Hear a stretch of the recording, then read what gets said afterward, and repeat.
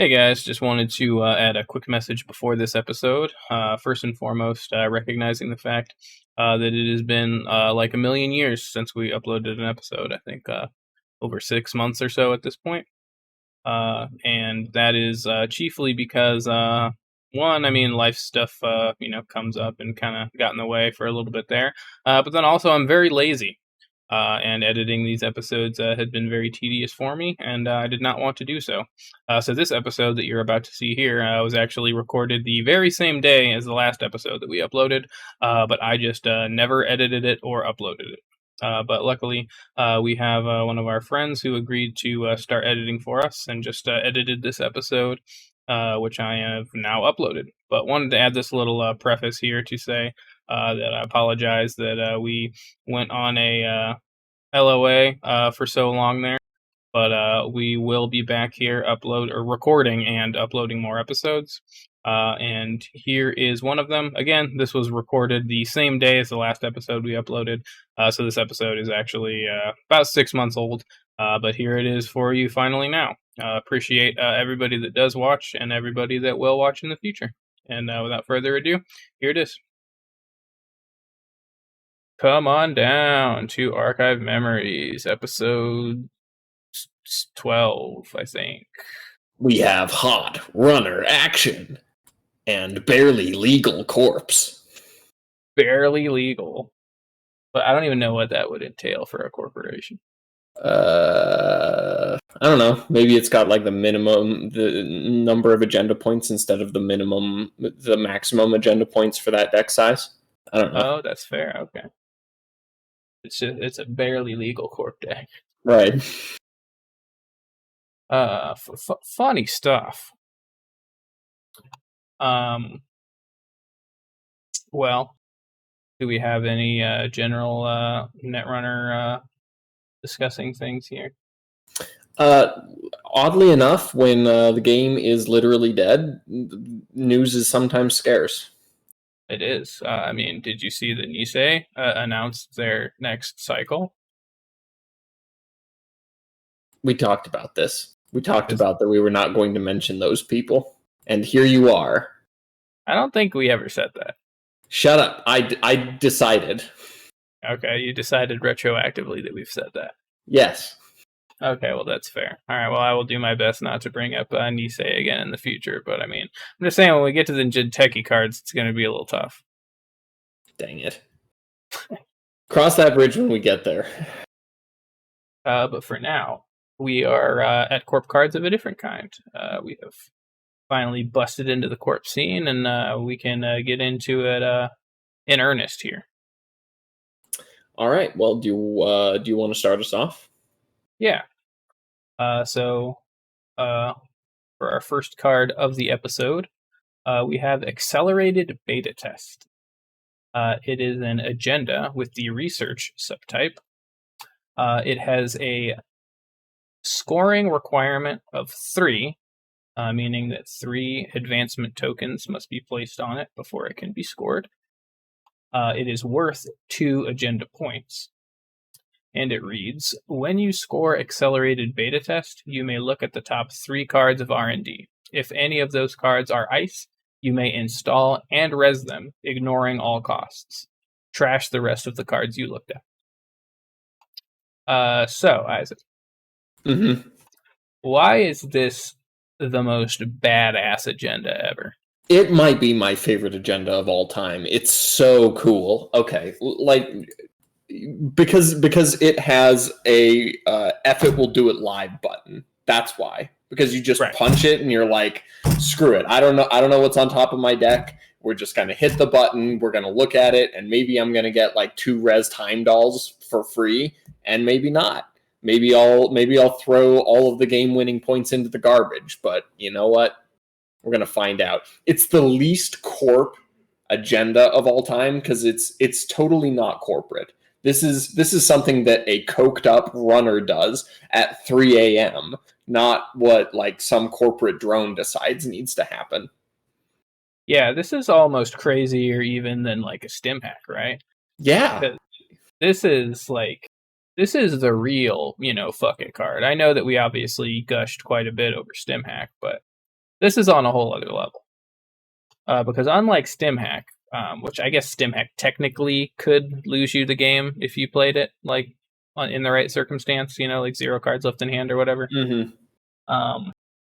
But this card, like, if you could literally lose yourself the game, and not uncommonly lose yourself the game. Yeah. Which is why many people, because it says may look at the top 3 cards, etc., many people just decided not to do it and basically treated it as a blank 3-2 agenda. Yes. Accelerated beta test, more oftentimes than not, was just that, a blank 3-2. However, this did play into one of my favorite jokes in Netrunner, is that the beta test is to see whether you are a beta. And a beta does not look at the top 3 cards, but an alpha does. Exactly. This is testing if you're a beta or not. Indeed.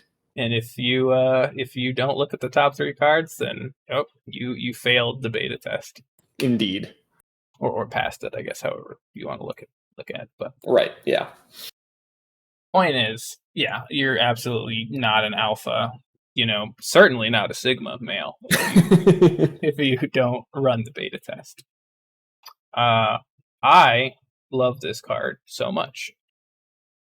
I have ran a lot of beta tests in tournament settings. Mm-hmm. Probably more so than a sane man should.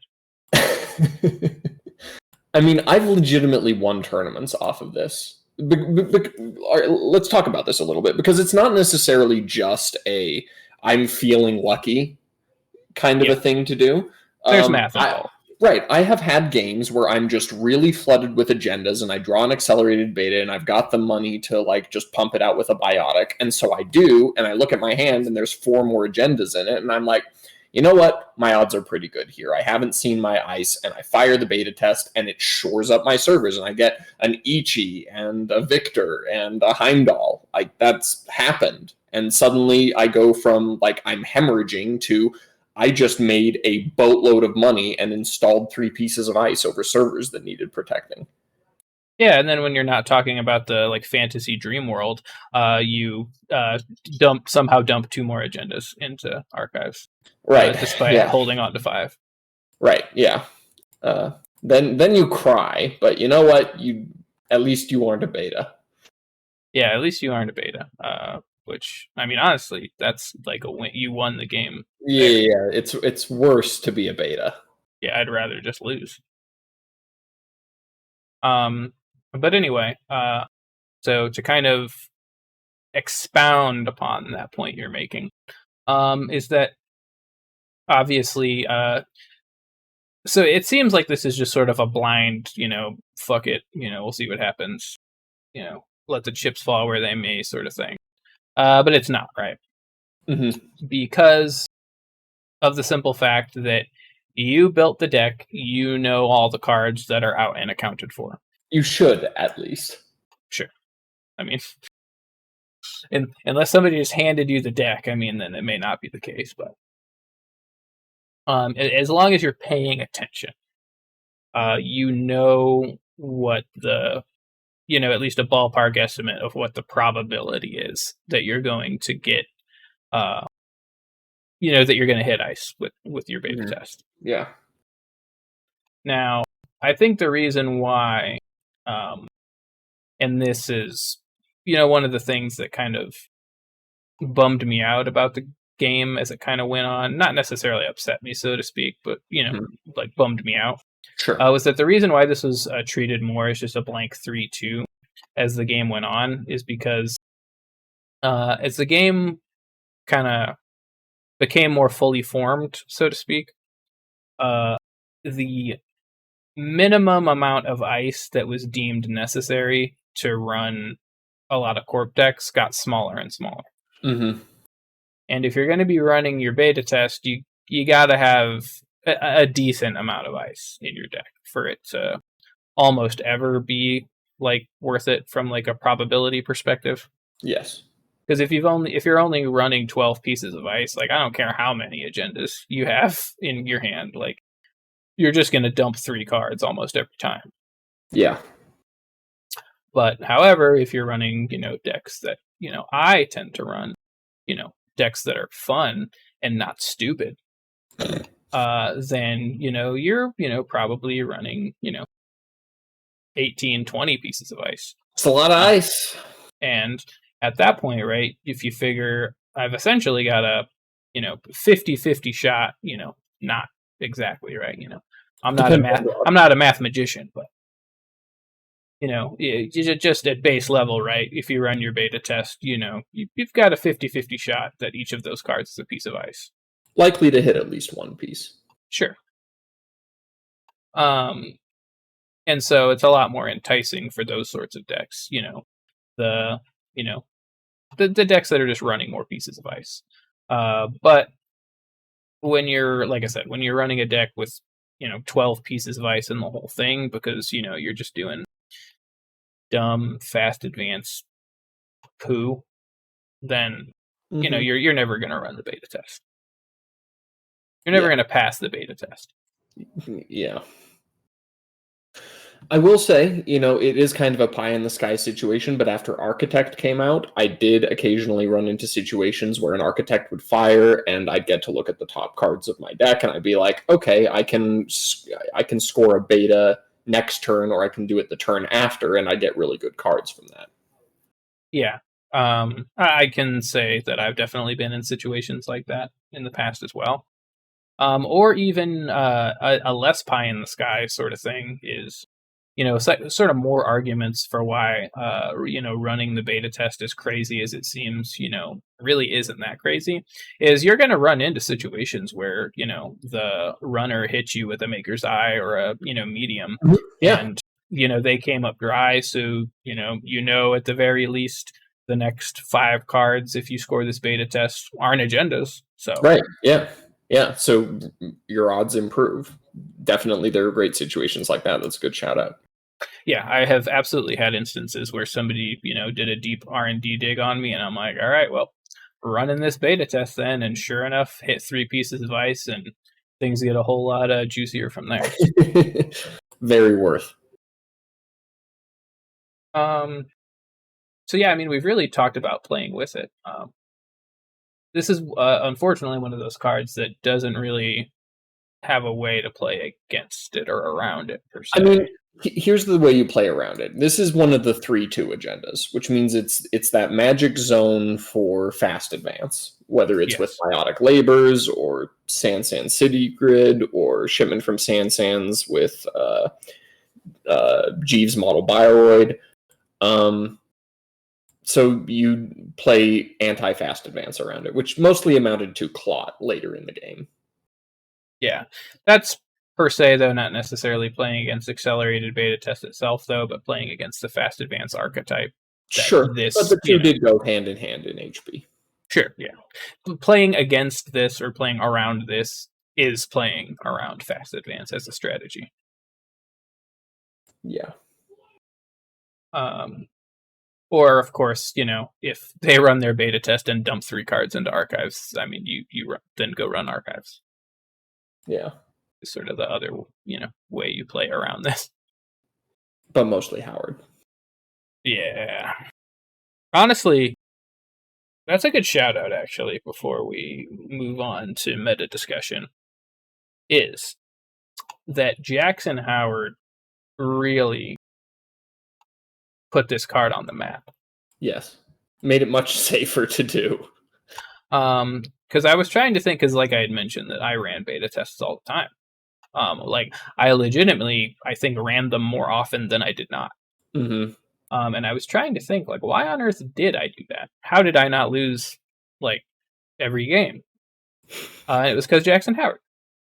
What a buddy.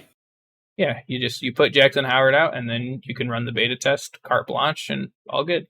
He's there to hold your hand and say, you can do it. You are not a beta. Yes. The Chadson Howard. Is this our first time discussing Jackson Howard. I think we haven't been discussing corp cards. I think we touched on him a bit with Noise. But yeah. Oh yeah. But yeah, Jackson Howard, what a fucking guy. What a guy. Complete piece of shit, actually. I mean, we'll get to him one day, but yeah, he is a garbage human.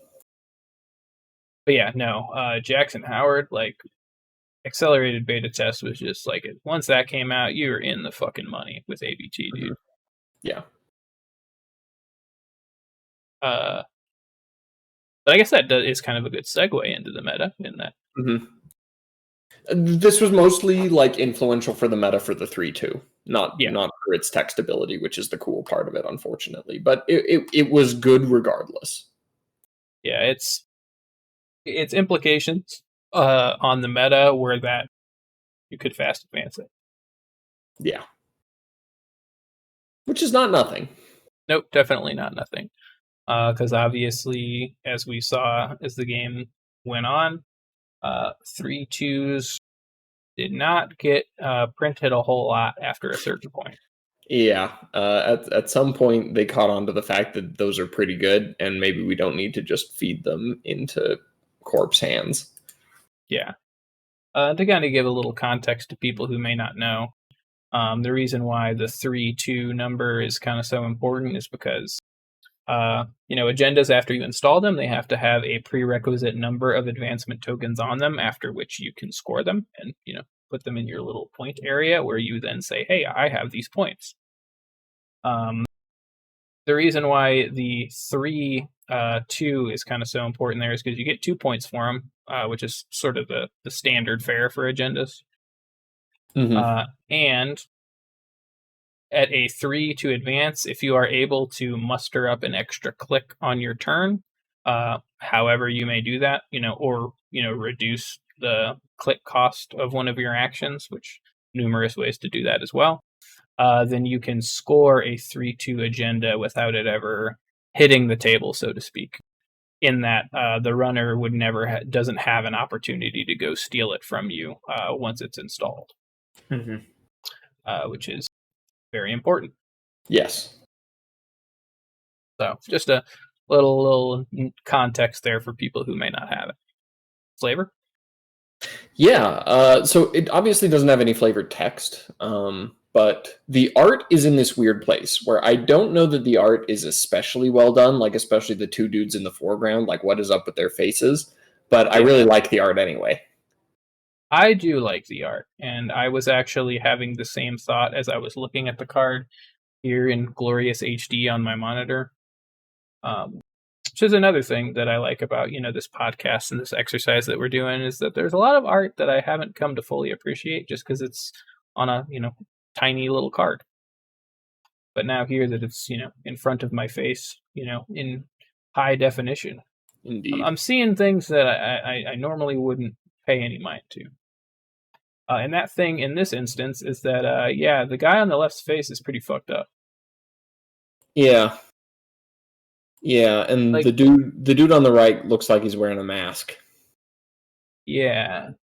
He's looking like a little too shifty, a little too smug. Well, really, they're not important. What's important is the crazed look in Science Man's eye in the background, like reflecting off of his glasses. Like, this dude has decided that he is not a beta, that he's taking matters into his own hands. This is Otto Octavius deciding that he's just going to plug these cyber arms directly into his brain. Yeah, it's like he just had that thought that he was like, oh, fuck. Octopus arms. I could do this. No one could stop me. Yeah, no, fucking crazy Science Man. Like, I'm just going to say it. Top 10 Netrunner characters, easy. Yeah, for sure. Like, you can tell that he has cracked the Sigma male grind set on his data pad there. He's finally done it. No, but he rules. Like, he's like iconic, just an iconic fucking little character. Yeah. Like, there's just something so hype about this art that when you see it, and then it's like, oh, you're gonna run the beta test, and it's like, I don't know, it just all comes together with this guy's crazed fucking look. Yes, for sure. All right. What are we rating ABT? 5. It gets 5. It's not even a question. Yeah, I mean, you can't even pretend that it deserves anything lower than a 5. Like, it's just perfect. Like, this is such a good Netrunner card. This is both a strong card and a good card and a fun card. Yeah, it checks all the boxes, right? And even though, maybe the art isn't, like, super awesome, like, it's still, like, iconic, it's memorable. Yeah. And it's got Crazed Science Man, so I'm on board. Yeah, like, Crazed Science Man deserves a 5. What do we have next on the docket here, Isaac? Okay, next up we have Adonis Campaign. Adonis Campaign is a Hospyroid asset. So assets being one of the things that you can install into remote servers where you can only have one asset or agenda in any given remote server. It has the subtype of advertisement. It costs 4 credits to res. Its text reads, place 12 credits from the bank on Adonis Campaign when it is resed. When there are no credits left on Adonis Campaign, trash it. Take 3 credits from Adonis Campaign when your turn begins. It has a trash cost of 3, and it is 2 influence. Okay, Aaron, tell me why Adonis here makes you self-conscious because you don't have his rippling abs.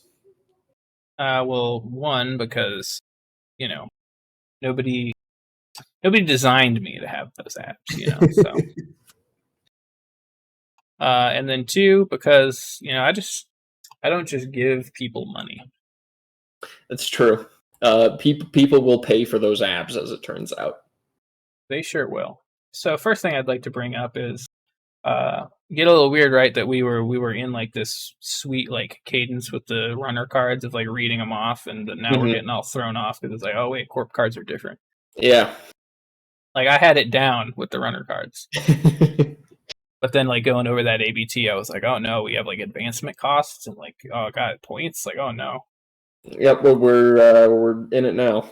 Yeah, we're in unfamiliar territory here. But anyway, Adonis Campaign, pretty classic econ card, right? I mean, oh, for sure. It just works. It just works. So this is effectively a click for 8 credits if it doesn't get trashed.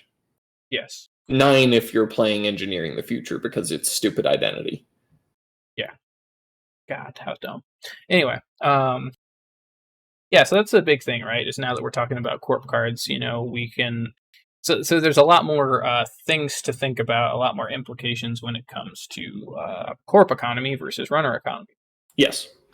Because unlike with a runner, corp economy outside of events, but I mean, even including events, are just inherently vulnerable. Yes.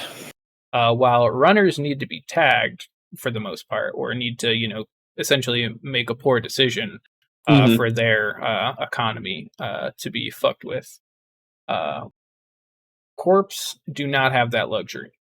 No, they gotta file tax returns. Yeah. Just at any given time, your economy can be disrupted by the runner. And so, Adonis Campaign is sort of like a foundational piece of that, in that, maybe less so than something like Pad Campaign. Though, I don't know, perhaps more so, I guess. But sort of set the stage for, hey, this is what a corp economy card looks like. Yeah. Because you're going to get, like you said, essentially 8 credits for 1 click, right?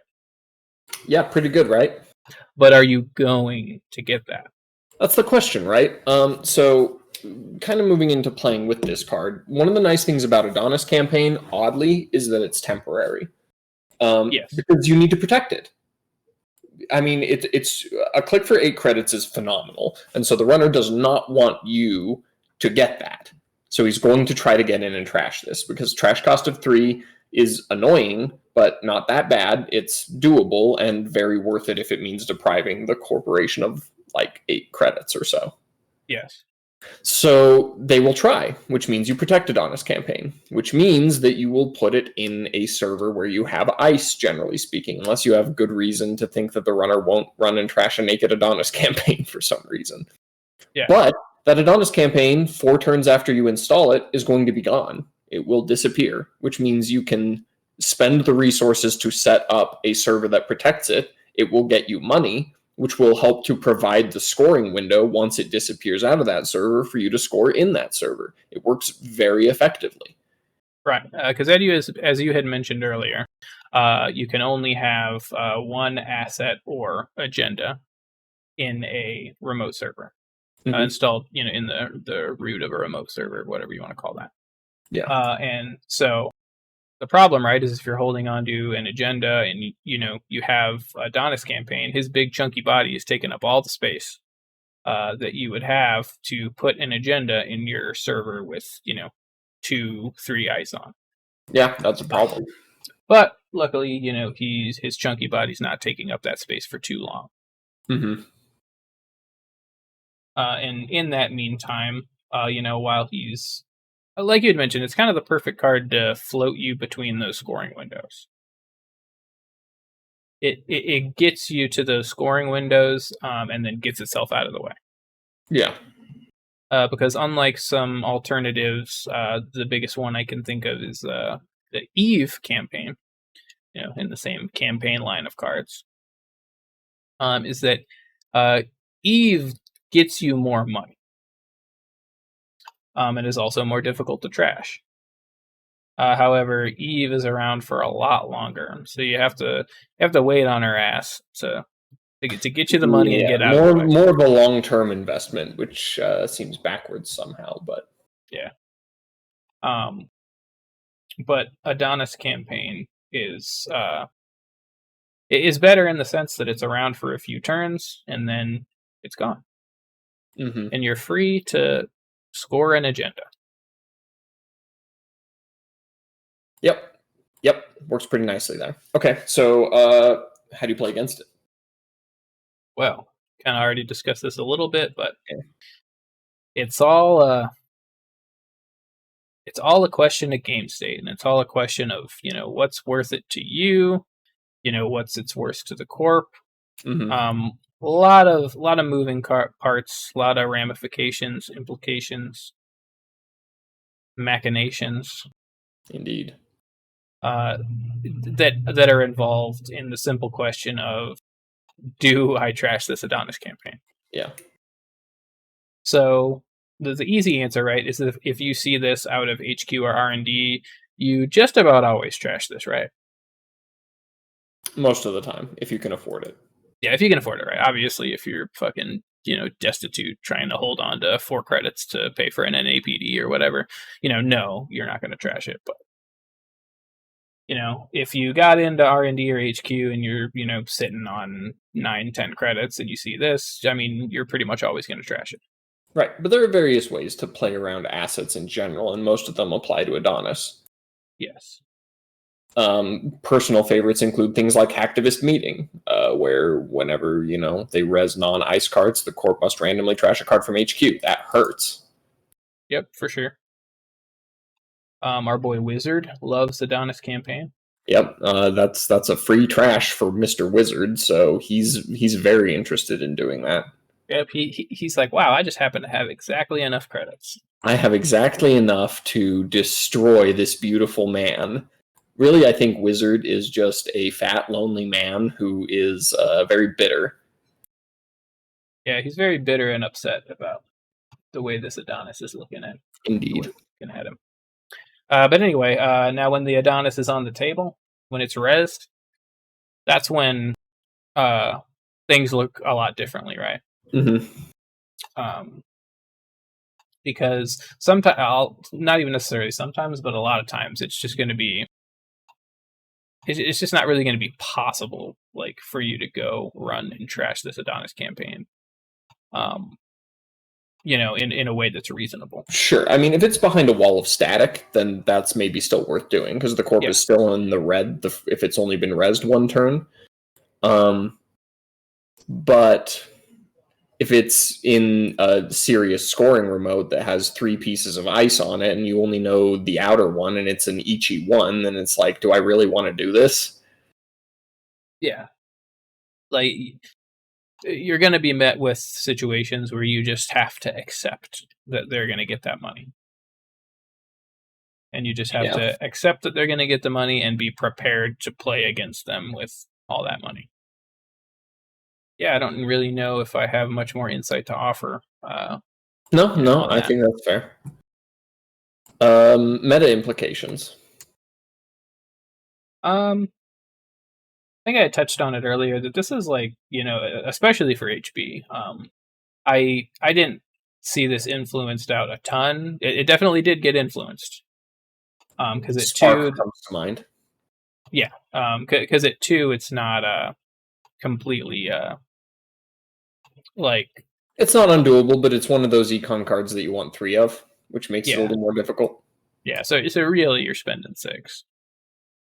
But no, for HB though, like this is a pretty high bar for asset econ.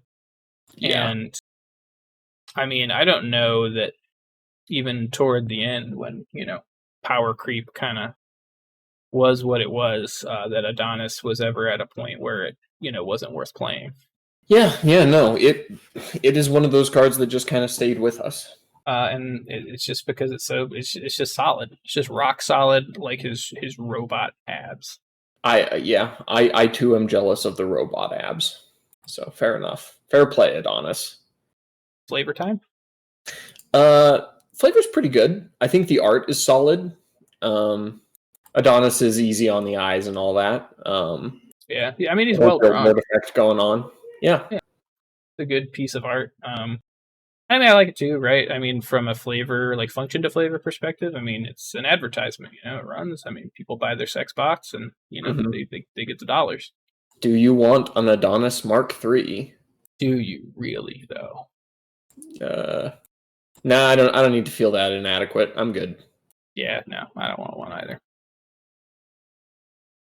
But I will sell them to other people. Yeah, totally fair. We'll absolutely run those ads. I think all that's left for Adonis, though, is to rate the guy. I am going to give our boy Adonis a 4. Yeah, I'm going to give him a 4 as well. Not quite interesting enough to like bump him up to a 5, but he is both strong and good, I think. Yeah, he's definitely not beta test levels, but he is still quite good. Indeed. All right, well, moving on. Next, we have Aggressive Secretary, which is an asset with the Ambush subtype. It costs 0 credits to res, and it reads, Aggressive Secretary can be advanced. If you pay 2 credits when the runner accesses Aggressive Secretary, trash 1 program for each advancement token on Aggressive Secretary. And it costs 0 to trash, and it is 2 influence out of Hospbioroid. So, Isaac, why, despite having such a devastating effect on paper, did this card essentially see no play? I was thinking about that. I think it kind of amounts to this. Trashing the runner's rig, or more likely trashing 2 programs from the runner's rig, is solid. You're likely going to open up some scoring windows with that. But it suffers from the same problems as most advanceable traps in that you might just waste an entire turn and a deck slot if they don't bite on it, if you don't correctly read the situation, so it's not giving you anything guaranteed. And even if they fall into the trap, they're still alive. Yes. Some traps make the runner dead, and then you win the game. This one does not necessarily do that. Yeah, the runner being dead is certainly preferable to them, missing some programs. Yeah. And this is kind of my problem, because I feel the same way, in that ultimately the way that I look at it is every advanceable trap is essentially a coin flip. Mm-hmm. It can be weighted slightly to, one one face or another, based on circumstance and situation. Yeah, and the fewer of them you have, the more likely they are to succeed when you do draw them, but you'll draw them less. Right. But ultimately, you're still kind of flipping a coin, and still kind of guessing on whether the person across from you is going to make a run on this thing or not. Because, I've been in the situation numerous times, and I'm sure that you have too, where you feel so certain that if you install an advance this trap, they've got to run on it, right? Yeah. And then they just don't. Yeah. The runner just looks at their cards, looks at the board state, and for whatever reason decides no. It might be they decide, you know what, we'll let him have this one. He's not going to win off of it. I'd rather save up and dig R&D. It might be they're looking in you in the eyes and you just look a little bit too excited and eager and they're like, that is some bull crap. I ain't going for that. Who knows? That's where kind of the poker aspect of Netrunner comes in. Yeah, and then it may even just simply be the fact that they didn't really think that hard about it at all. Yeah. And so that's sort of the base problem with advanceable traps, is that you're dedicating slots and dedicating, time and money, right? Because you do have to advance them, which does cost a click and a credit. Yeah. And then it's also a click to install them. So,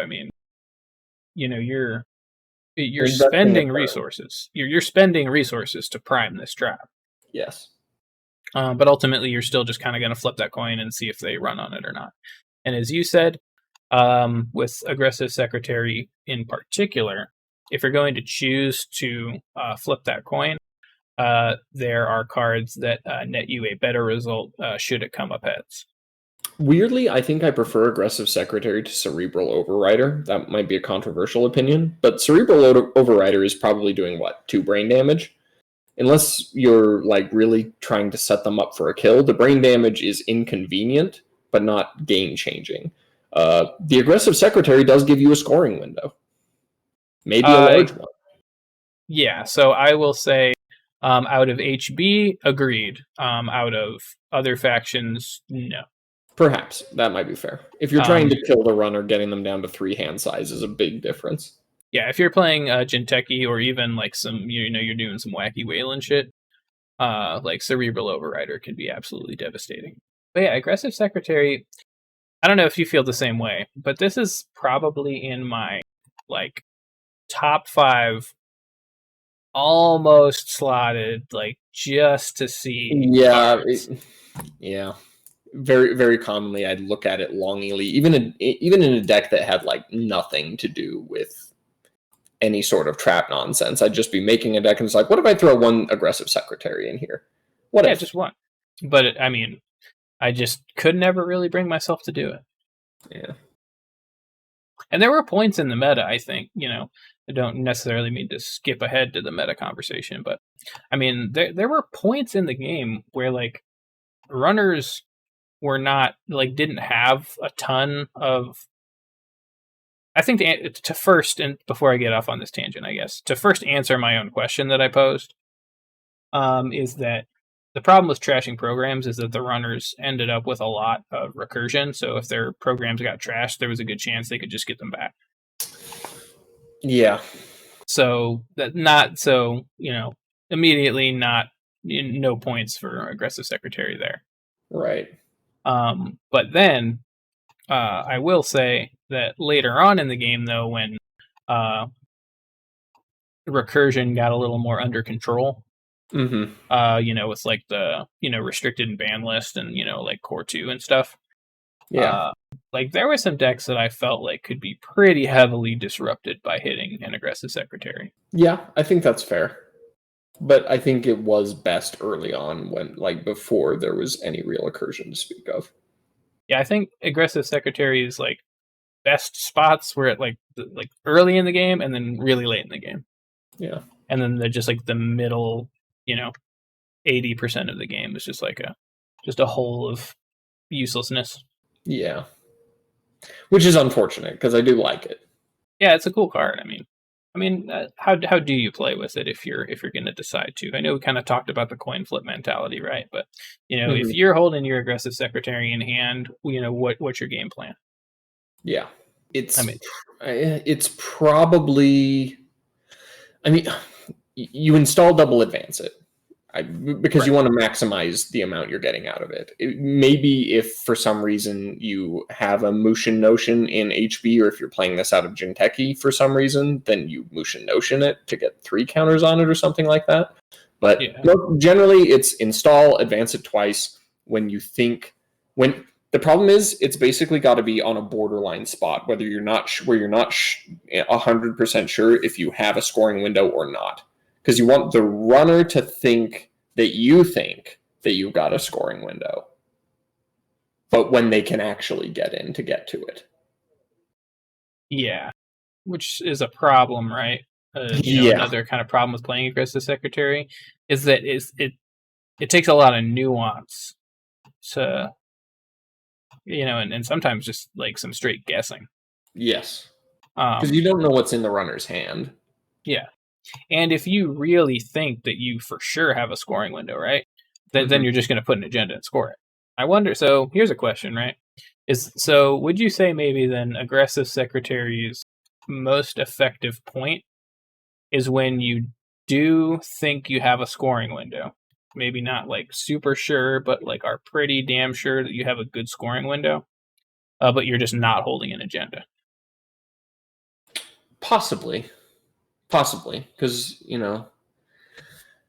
the problem is if you think legitimately that you have a scoring window, then it doesn't give you anything.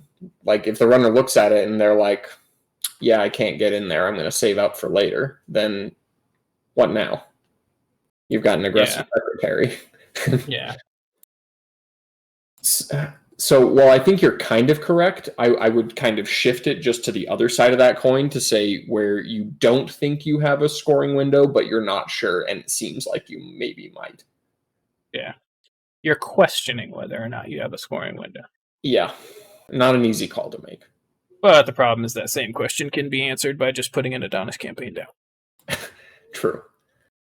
Because that's the thing, right? Is that Yeah, um, you can measure a scoring window to say, I'm just going to throw this in here. Maybe it's a naked 3-2 and see if they run it. exactly. Because with the hidden information aspect of Netrunner, anything could possibly be an agenda, right? Yeah.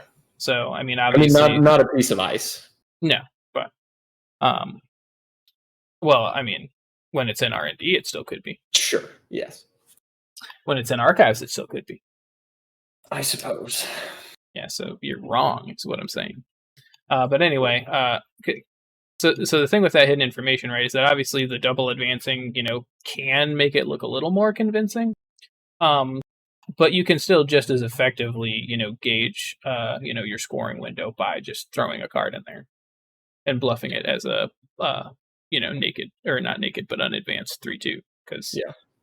you can still score an agenda next turn if it is a 3-2. So, Mm-hmm. Yeah. uh, playing against it. I mean, how Read the often? board, man. Yeah, how often do you honor stuff like this? Like, how often have you made runs and like legitimately thought that there was a chance it could be an aggressive secretary? Not often. It has happened, but mostly when it's happened, it's when I've seen one in R&D already. So Right. I guess the advice is dig R&D. Yeah, sure. I guess that's a really fair point that we didn't even bring up, though, is that uh, another negative, another L for aggressive secretary here, is that with the zero trash, it just gets eaten out of HQ and R&D, and once they've seen it and know it exists, like that lowers its Yeah, effectiveness the by jig is so up. much. Yeah, Mhm. like once the cat's out of the bag, it's like, all right, well, fuck, like I'm gonna have a hell of a time trying to get this off now. Though some may say that inversely, once they know that it's there, then you can play that to your advantage, so to speak. But Yeah. Like anything, you play off of the expectations of your opponent, and when those expectations shift, then you can still use that, but this card's effectiveness drops. yeah, a lot of a lot of mind games to be played there. Yep. This I did not mean, affect the meta, did it? no, it really never got played. Yeah. So I guess all we can talk about now is the flavor. I like the art. The art is very cool. So is that Angry like robot lady in low resolution. yeah? So she's being like projected from whatever that weird little tripod thing is there, right? Yeah. I think that's what's supposed to be happening. Mm-hmm. Mr. Runner just wandered into this server, and this comes on, and it's like, hey, guess what? Your rig is gone. I'm going to trash your things. What made the secretary so aggressive? Hell hath no fury, etc., etc. Yeah, I mean, I was just going to say that she was programmed that way, but No. Even cyber secretary ladies have some serious scorn. that's fair. All right, well, what are we rating Aggressive Secretary? I am going to give it a 3. I think it probably deserves a 2 or maybe even a 1, but I like it and I wanted to put it in decks all the time. I like the flavor. I like the marriage of function and flavor, where it's, it's guess what? You wandered in here of your own accord and now your stuff is gone. Yeah, I do think that 3 is pretty generous. I do agree that I also really want to like this card, and like I said, I mean, there's probably no other card that I almost put into more decks than this one. But I still got to give it a 2, just because, I mean, ultimately I didn't put him in those decks, and it's just an underwhelming card. Yeah, you're not wrong. Like, not particularly strong, but also not really particularly good either. That's what I got to say about that one. Okay, well, we've got a particularly auspicious card coming up next. Oh, hey. One might say that this is the namesake of our show here. You could say that, and you might even be correct. So next up, we have Archived Memories. Archived Memories is a Hospbiorate operation, the corporation equivalent of an event, so it's just an instant play thing. It costs 0 credits to play, and it reads, add 1 card from Archives to HQ, and it is 2 influence. Okay, wow. So you get a thing back from your discard into your hand. That doesn't seem bad. Like, there's lots of things that get discarded that you want to reuse. So why then, Aaron, did this thing basically just get used to recur fast advanced tools? I feel like that's almost a disingenuous kind of question, because I mean, what do you want to recur from your trash? Good cards, right? Good cards, yeah, and or I guess strong cards. Yeah. And fast advanced tools throughout most of the game, especially out of HB, were their strongest cards, their strongest and most valuable cards. Yeah.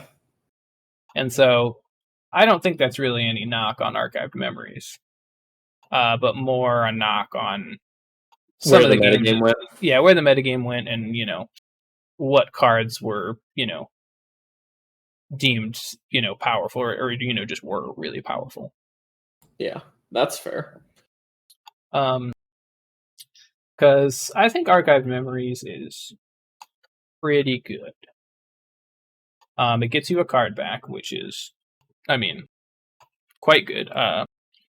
Corpse definitely did not see the embarrassment of riches with recursion that runners ended up with, I don't think.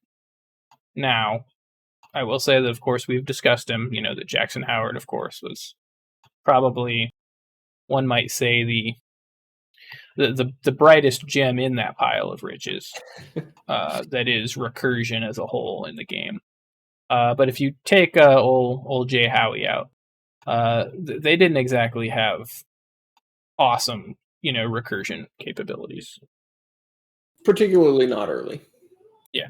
And a lot of that may be by, virtue of the fact that they didn't want to, design too much recursion stuff for Corpse, because, I mean, one of the, win conditions, a seldom triggered win condition, but a win condition nonetheless for the runner is for the corp to be decked out.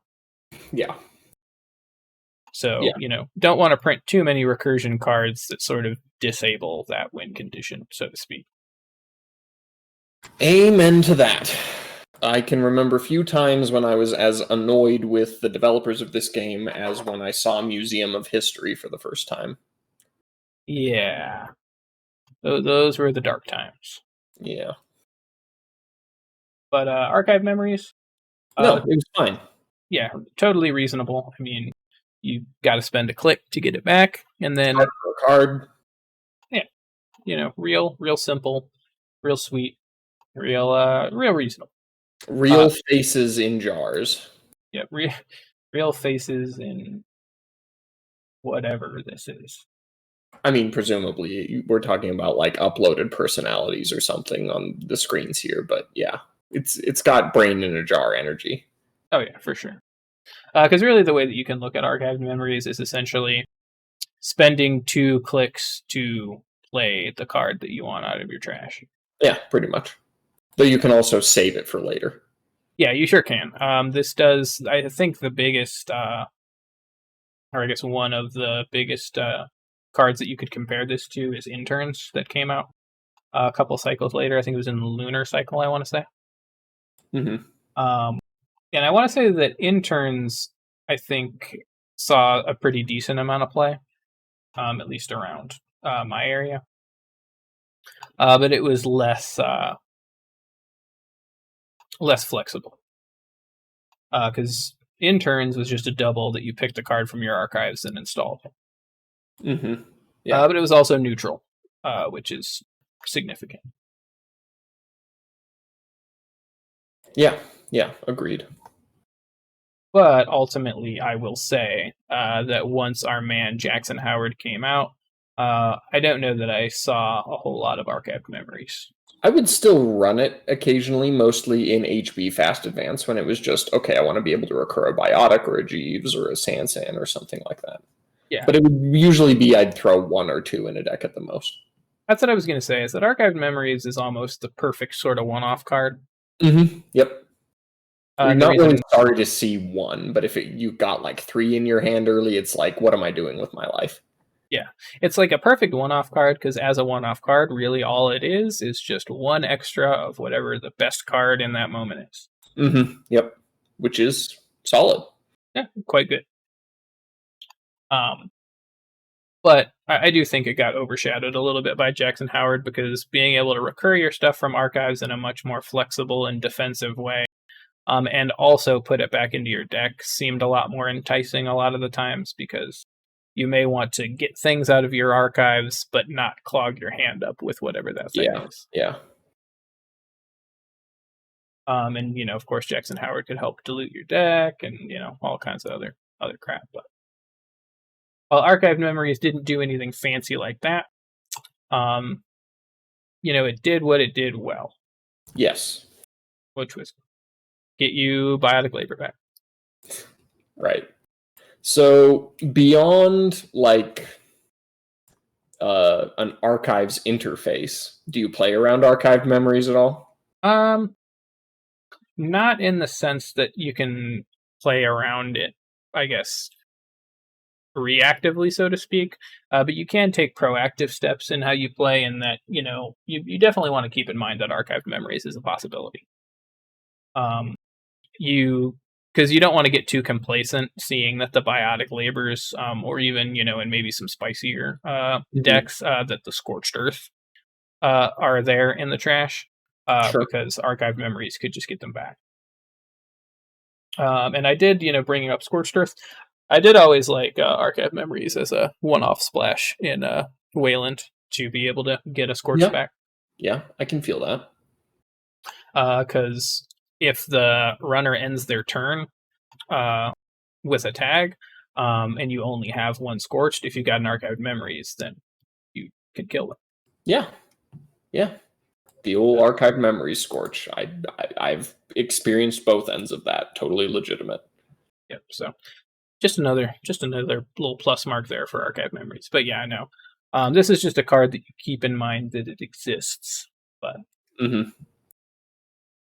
definitely if you're Edward Kim, something like that. This is probably not a bad target if you're hitting stuff. Make it go away. Don't let them get their tools back. Yeah, or maybe an imp. Sure. Operations like this are some of my favorite imp targets. Just get rid of something that they didn't expect you to be able to throw away. Yep. They probably didn't plan for you to be able to just yeet the archived memories into the garbage. Likely not. Meta? How are we feeling on the meta placement of this bad boy? It wasn't a super strong influence on the meta like a Jay Howie or anything like that, but it was around. Yeah, not a mainstay by any means. Mm-hmm. But it sat comfortably in a lot of good decks, I'll say. Yes. It was a comfortable one-off in very strong decks. You know what I'll say about it? Superbly well-balanced. Yeah. And it's very simple, but yeah. Yeah, nothing about Archived Memories feels bad. Either way. Doesn't feel bad to play with and doesn't feel bad to play against, which I think... Right, and because you're basically using it to get a different card back, its power level was consistent throughout the game's life cycle. Yeah, because it essentially it's only ever going to be as good as the other cards in the game for the most part. Yeah. Though I will say, no, I don't think Archived Memories was. I think Reclamation Order was more used for some of those really cancerous cerebral imaging decks. Yeah. I don't think Archived Memories was a key player. He didn't do nothing. Yeah. Don't you dare talk bad about Archived Memories. In fact, I might even subscribe to Archived Memories if he had a YouTube channel. Anyway, flavor time? Yeah. Okay, so flavor text on this. Do you think they feel it? Can you feel it, Mr. Krabs? I can feel it. It's not bad. The art's okay. It's pretty. I'll say the art's pretty good. Yeah, I like the art. This art has always been one for me that I thought was pretty neat. I think they could have done something better with the flavor text. Yeah, it feels like this sort of concept that the flavor of Archived Memories surrounds has a lot more to work with, I guess. Yes. It's like, did you just upload somebody's brain and now you're using it? Because there's cooler things you could say about that. Yeah, there's definitely cooler things you could say about having consciousness on ice. It's not like they're short on room on this card.